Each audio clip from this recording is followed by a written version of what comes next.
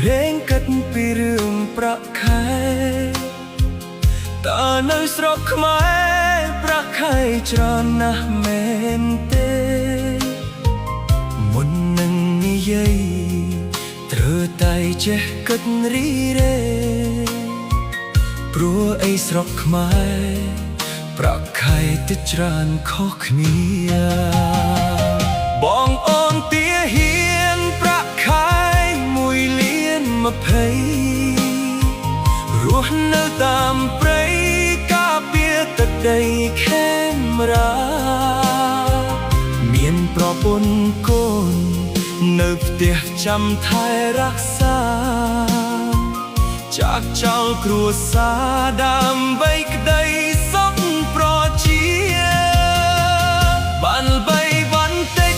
ធ្វើឯងចេះភ្លេចកំណើតរូបស្រស់ល្អឆាតកាត់ចេញពីកូនអ្នកក្រប្រាក់ខែ500មិនគួរមានគូស្រករភ្លេចកាលគ្រាក្រធ្លាប់ធ្វើកម្មកររោងចក្រអាងខ្លួនឯងល្បីនិយាយមិនគិតវែងឆ្ងាយឥឡូវអន្តរាយព្រោះពៀសំដីខ្លួនឯងអ្នកអត់ឆ្លាតណាស់និយាយឲ្យចេះកោតក្រែងកុំជួបវង្វេងជាមួយភាពស៊ីវិល័យ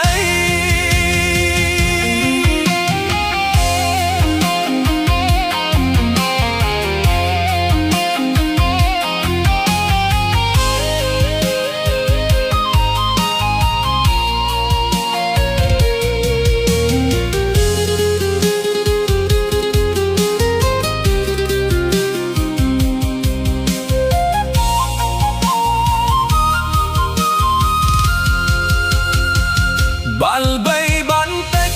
ធ្វើឯងចេះភ្លេចកំណើតរូបស្រស់ល្អឆាតកាត់ចេញពីកូនអ្នកក្រប្រាក់ខែ